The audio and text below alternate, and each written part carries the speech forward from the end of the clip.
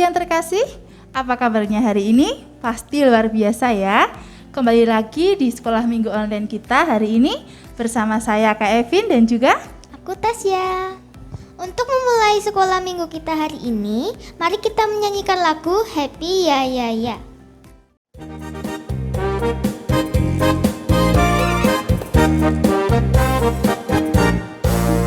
Happy ya ya ya, happy ya ya ya. Saya senang jadi anak Tuhan. Siang jadi kenangan, malam jadi impian. Cintaku semakin mendalam. Happy ya ya ya, happy ya ya ya. Saya senang jadi anak Tuhan. Siang jadi kenangan, malam jadi impian. Cintaku semakin mendalam.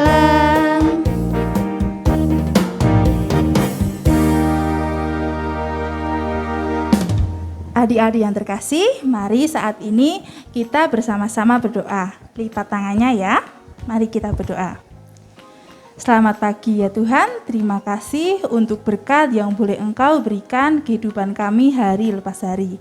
Ya Tuhan, saat ini kami bersama berkumpul untuk memulai sekolah minggu online kita hari ini.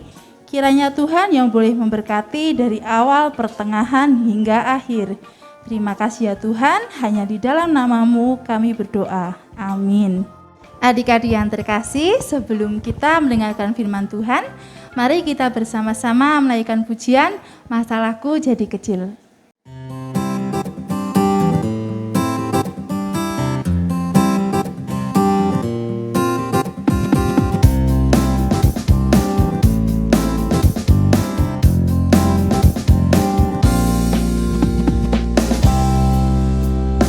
Gajah badannya besar, tapi matanya kecil.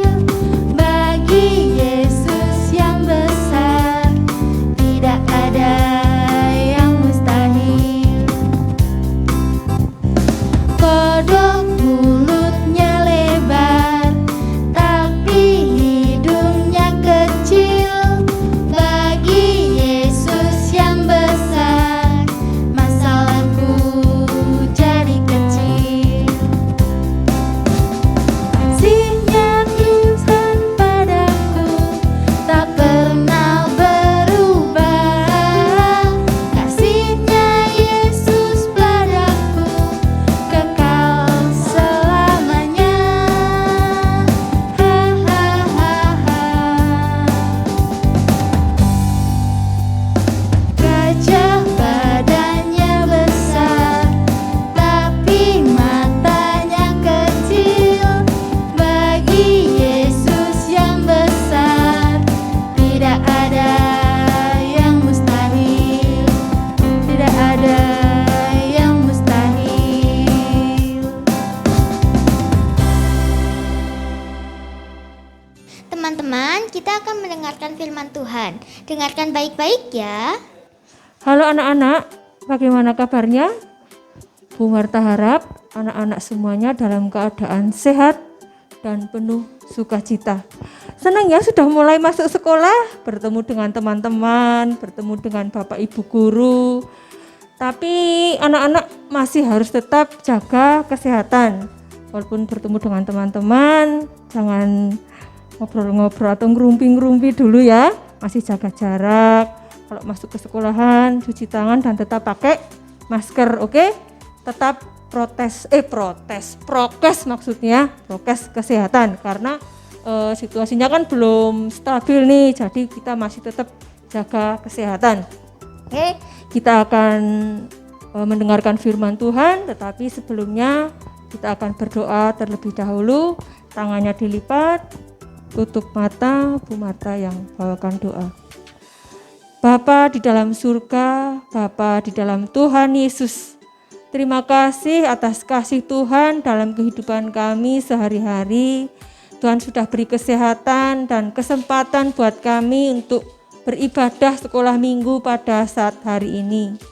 Kiranya Roh Kudus saja yang menyertai kami dan memampukan kami sehingga kami diberi hikmat untuk kami tahu akan kehendak Tuhan dalam kehidupan kami. Hanya di dalam nama Tuhan Yesus kami berdoa dan mengucap syukur. Amin. Firman pada saat hari ini diambil dari kitab Keluaran. Keluaran 2 ayat 1 sampai 22. Mari ulangi lagi ya. Keluaran 2 ayat 1 sampai 22. Jangan lupa nanti dibaca. Oke? Siap. Nah, sekarang anak-anak duduk yang manis. Bu Marta akan bercerita. Anak-anak bisa lihat gambar ini ya. Nah, di situ ada seorang ibu yang bersedih. Bersedih sekali ya, gelisah, takut, khawatir. Kira-kira kenapa ya anak-anak kok ibu ini bersedih dan sangat sedih sekali ya. Anak-anak, ibu ini adalah orang Israel yang tinggal di kota Mesir, di mana pada saat itu kota Mesir itu ada peraturan kalau anak yang lahir laki-laki harus dibunuh. Ya, jadi kalau ada ibu-ibu yang melahirkan anak laki-laki, ibu-ibu itu pasti sangat sedih karena anaknya akan dibunuh. Nah, ibu ini juga sangat bersedih karena ibu ini baru saja melahirkan anak laki-laki.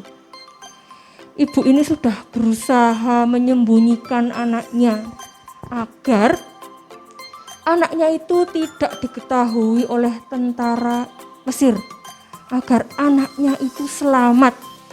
Ibu ini berjuang keras bagaimana agar anaknya selamat.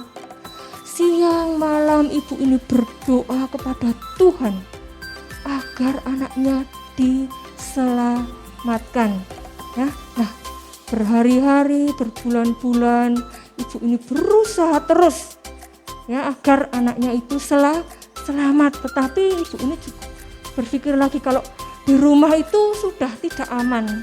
Nah, ibu ini terus berjuang berpikir bagaimana caranya agar anaknya selamat. Sampai ibu ini mempunyai ide. Ya, ide. Ibu ini ambil keranjang. Keranjangnya itu dikasih tir. Manfaatnya tir itu biar keranjang itu tidak kemasukan air. Nah, bayi ini dimasukkan ke dalam keranjang itu. Nah, diapakan ya kok dimasukkan di dalam keranjang? Ternyata ibu ini punya ide bahwa anak ini akan disembunyikan di sungai. Wah, pokoknya idenya itu tidak masuk akal ya. Tapi ibu ini lakukan, ya. Ibu ini lakukan, dia pagi-pagi sekali berangkat ke sungai, membawa anaknya yang dimasukkan ke dalam keranjang. Dan ibu ini punya anak yang pertama itu, anak yang duluan itu perempuan, namanya itu Miriam. Nah, ibunya ini bicara sama kakaknya untuk mengawasi ya adiknya yang akan disembunyikan di sungai, namanya Sungai Nil. Di Sungai Nil. Nah, tidak tahu, pokoknya ibu ini tetap berjuang apapun yang akan dia lakukan agar anaknya itu selamat, walaupun idenya seakan-akan tidak masuk akal ya. Nah, akhirnya pagi dia dibawa ke sungai. Anak-anak sudah pernah lihat sungai? Ya, kalau untuk anak kecil kira-kira bahaya enggak? Apalagi anak-anak kecil yang belum bisa berenang, kira-kira berbahaya tidak? Iya, sangat berbahaya ya. Apalagi di sungai itu kan ada macam-macam hewan ya, misalnya ada ular. Tapi kalau sungainya besar, ini Sungai Nil kan termasuk sungai besar, ada buaya. Wah, ngeri sekali ya. Nah, itu kok ibunya gimana ya, kok disembunyikan di tepi Sungai Nil? Nah, itu sangat berbahaya, tapi ibu ini melakukan karena ibu ini ada keyakinan bahwa Tuhan akan menyertai, Tuhan akan memberkati, Tuhan akan menyelamatkan. Mantap sekali ibu ini ya, walaupun secara pikir itu sangat berbahaya. Nah, anak ini dihanyutkan di tepi Sungai Nil dan kakaknya itu mengawasi.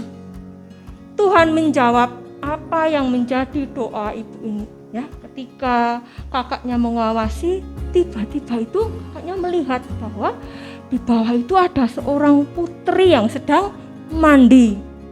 Nah, ternyata yang sedang mandi itu adalah putri Raja Firaun ya, sedang mandi. Nah, ketika putri-putri itu sedang mandi, putri Firaun maksudnya ya, bersama dengan dayang-dayangnya itu sedang mandi, tiba-tiba putri bersama dayang-dayangnya itu melihat ada keranjang yang terapung. Wah, dayang-dayang itu bilang, putri-putri lihat itu kok ada keranjang ya.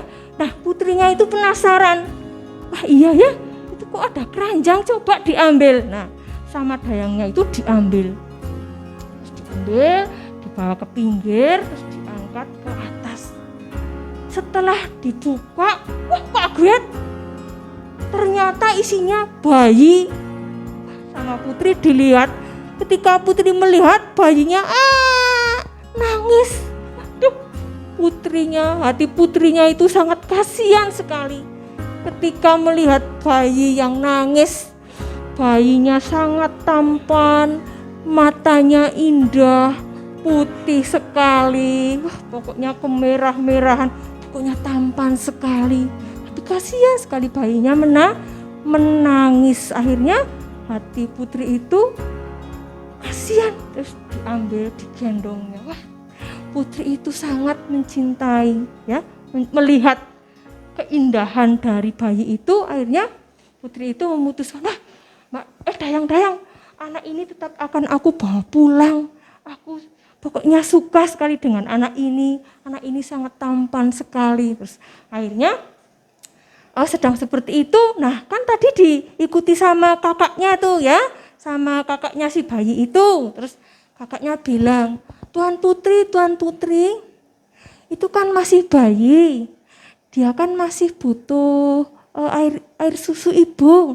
Bagaimana kalau aku carikan biar ada yang menyusui, biar bayinya itu selamat. Terus Tuan putrinya itu, oh ya boleh nanti dicarikan ya yang bisa menyusui. Akhirnya Mbak Maryam itu senang sekali mengabari ibunya kalau ibunya itu boleh menyusui, tapi dengan syarat kalau anak itu nanti kalau sudah sampai susu dikasihkan lagi ke putri, karena anak itu sudah dijadikan anaknya putri Raja Firaun. Nah, akhirnya anak itu dipelihara oleh putri tapi tetap disusui sama ibunya, dan sama putri itu anak itu diberi nama siapa kira-kira?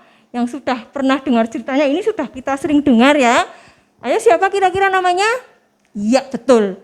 Namanya adalah Musa, yang artinya diangkat dari air. Nah, anak-anak, Musa bertambah dewasa ya, sehingga menjadi seorang pangeran bangsa Mesir, karena dia setelah disapai susu itu hidupnya di kerajaan Mesir, itu dijadikan anaknya putri Raja Firaun. Nah, Musa bertambah besar dan menjadi seorang yang gagah perkasa, pangeran yang sangat gagah perkasa ya. Nah, suatu saat Musa berjalan-jalan dengan pengawalnya ya, melihat situasi di situ. Nah, pada suatu saat Musa itu melihat ada seorang prajurit Mesir yang sedang menganiaya orang Israel, karena orang Israel di situ dijadikan budak atau untuk bekerja, disuruh bekerja, tapi dia hanya dikasih makan sedikit, bahkan tidak dikasih uang. Nah, karena makannya sedikit kan tenaganya lemes nih, jadi kerjanya tidak maksimal. Nah, sama tentara Mesir itu kadang ditendang, cepet kerja gitu ya, disuruh kerja. Nah, timbul rasa kasihan di hatinya Musa ya, dan di situ Musa juga sedikit mulai tahu bahwa dirinya itu juga berasal dari bangsa yang orang itu sedang dianiaya. Jadi di dalam hati Musa itu, ini adalah saudaraku yang sedang disakiti ya oleh prajuritnya itu. Tapi di situ memang Musa itu punya hati yang baik, hati yang belas kasih, sehingga Musa itu menolong orang yang sedang dianiaya itu. Akhirnya prajurit Mesir tahu kalau Musa itu menolong, bahkan nolongnya itu nggak segan-segan. Prajurit yang menganiaya orang Israel itu dibunuhnya, sehingga prajurit Mesir itu tahu. Nah, akhirnya prajurit Mesir itu laporan kepada Raja Firaun bahwa Musa itu membantu atau menolong orang Israel. Wah, Pak Raja marah sekali. Wah, ini Musa ini sudah mulai ngawur ini ya. Musa mungkin sudah tahu kalau dia itu juga bangsa dari mereka, sehingga Pak Raja Firaun itu berpikiran kalau nanti juga Musa akan melawan bangsa Mesir, ya. Sehingga Pak Raja Firaun itu berpikiran kalau dia punya keinginan, maksudnya ingin juga membunuh Musa. Akhirnya Musa mendengar bahwa Raja Firaun itu akan membunuh Musa. Nah, Musa dengan minta tolong kepada Tuhan, akhirnya Musa melarikan diri, ya. Akhirnya selamat, tidak diketahui atau tidak terkejar oleh tentara Mesir. Akhirnya Musa pergi ke kota Midian dan Musa di sana berkeluarga dan mempunyai anak, ya, sehingga Musa tinggal di kota Midian dengan selamat. Nah, anak-anak, Musa mengalami 2 pertolongan Tuhan yang sangat hebat, yaitu lolos dari kematian. Yang pertama, Musa waktu bayi, ya, mau dibunuh, diselamatkan sama Tuhan. Setelah dewasa juga Musa mau dibunuh lagi dan diselamatkan oleh Tuhan. Semuanya itu karena Tuhan mengasihi Musa. Yang jelas karena Musa orangnya taat kepada Tuhan. Dia punya belas kasihan, mau menolong orang lain yang tertindas, ya. Anak-anak, begitu pula dalam kehidupan anak-anak. Mungkin anak-anak pernah mengalami hal-hal yang seperti Musa tadi, ya. Misalnya anak-anak mengalami sakit, sudah ke mantri belum sembuh. Sudah ke dokter juga belum sembuh.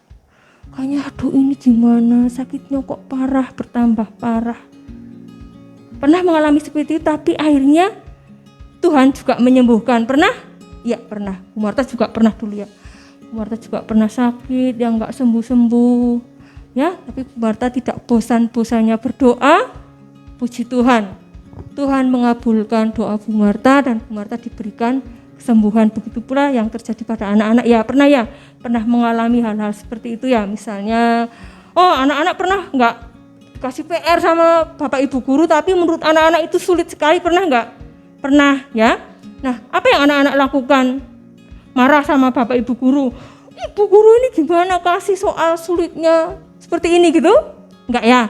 Anak-anak pasti berdoa dan nanti pasti ada jalan keluar. Misalnya minta bantuan kepada kakak, atau minta bantuan kepada teman, atau minta bantuan kepada orang tua untuk membantu menyelesaikan PR-nya yang sulit. Atau misalnya pernah mengalami hal-hal yang menurut anak-anak itu sangat berbahaya gitu. Misalnya pergi keluar kota, tiba-tiba banyak gembos di jalan. Nah, biasanya anak-anak berdoa atau marah-marah. Biasanya para Bu Marta pernah enggak ke anak-anak, ya, tapi Bu Marta dulu pernah waktu mau pergi ke Cilacap banyak gembos yang dimarahi, mobilnya tendang, kamu gembos, sudah capek-capek malah banyak gembos. Yang dimarahi malah mobilnya. Malah yang dimarahi suaminya Pak Mesron. Lah kamu sih Pak, nggak persiapan, lainnya gembos. Nah, malah yang dimarahi orang lain. Tidak, ini mengalami seperti ini. Harusnya duduk berdoa, Tuhan, ini kok banyak gembos, gimana Tuhan, tolong Tuhan, amin. Nah, kalau kita berdoa kepada Tuhan di situasi apapun, Tuhan mendengar dan Tuhan nanti kirimkan pertolongan, ya. Itu yakin. Bu Marta sudah berkali-kali mengalami hal seperti itu. Kalau Bu Marta belum sudah emosi, sudah marah, itu masalahnya bukan tambah kecil, tapi tambah besar. Tapi setelah berbulan, maksudnya kedepannya, oh Bu Marta sering sekolah minggu, sering dengarkan firman Tuhan. Oh ternyata kalau kita sedang menghadapi suatu masalah itu nomor satu berdoa. Nah, Bu Marta jadi ingat nih, oh iya berdoa dulu, Tuhan ini kok seperti ini ya. Nah, pasti nanti Tuhan kirim seseorang atau Tuhan kasih jalan keluarnya. Yang terpenting ketika kita menghadapi suatu masalah seberat apapun, kita nomor satu berdoa. Oke? Ya. Jadi kita selalu mengandalkan Tuhan dalam segala hal. Seperti Musa tadi, seperti Ibu Musa tadi ya. Walaupun sepertinya sangat sulit sekali, sepertinya tidak masuk akal ya, masa anak bayi disembunyikan di sungai, kayaknya kan tidak masuk akal ya. Tapi karena Tuhan campur tangan, ada pertolongan. Gitu? Ya, jangan lupa nanti ayatnya dibaca ya. Kalau misalnya Bapak Ibunya ada waktu, diajak baca bersama-sama agar anak tahu lebih dalam. Oh ceritanya seperti ini. Oke, terima kasih. Sekian dulu, Bu Marta tidak akan kasih tugas. Terima kasih. Shalom, Tuhan Yesus memberkati. Adik-adik, kita akan mengumpulkan persembahan. Persembahan dimasukkan dalam amplop, lalu dituliskan sekolah minggu. Persembahan dititipkan ke orang tua untuk dimasukkan dalam kotak persembahan atau bisa dititipkan kepada Pak Ori atau Bu Dewi. Nah, untuk lagu persembahan, mari kita bersama menaikkan pujian Kasih-Nya Seperti Sungai.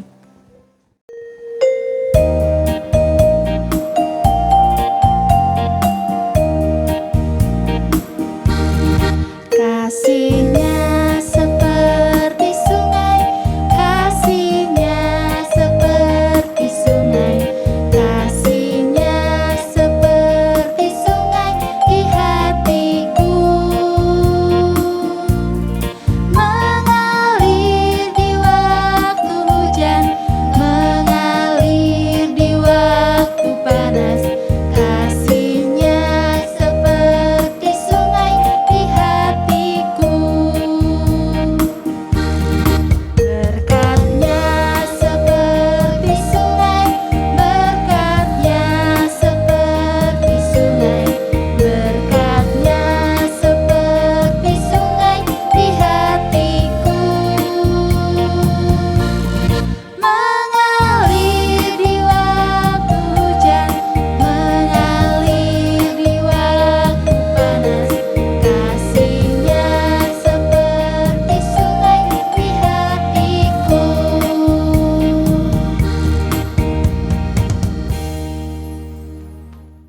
Teman-teman, mari kita berdoa. Selamat pagi ya Tuhan. Terima kasih kami sudah mengumpulkan persembahan kami. Berkatilah persembahan kami ya Tuhan. Amin. Adik-adik yang terkasih, sebelum kita menutup sekolah minggu online kita hari ini, mari bersama kita menaikkan pujian Jangan Kamu Khawatir.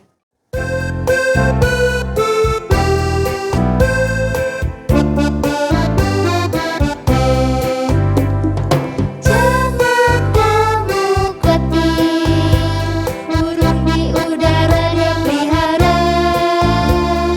Jangan kamu khawatir, bunga di padang dia hiasi. Jangan kamu khawatir, apa yang kau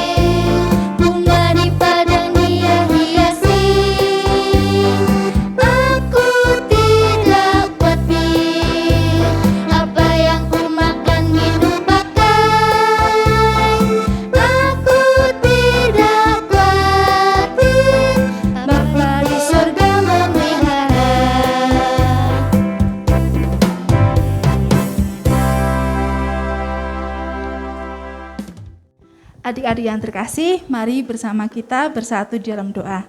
Mari kita berdoa. Terima kasih ya Tuhan untuk berkat yang boleh Engkau berikan di kehidupan kami hari lepas hari. Ya Tuhan, hari ini kami telah menyelesaikan sekolah minggu kita.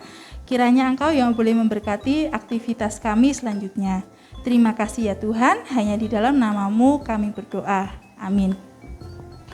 Adik-adik, sekolah minggu kita hari ini sudah selesai. Jika ada tugas, jangan lupa dikerjakan ya. Jangan lupa juga menjaga kesehatan, memakai masker ketika kita keluar rumah, selalu mencuci tangan dan menjaga jarak. Sampai jumpa di sekolah minggu GKI Wonosobo minggu depan. Dadah.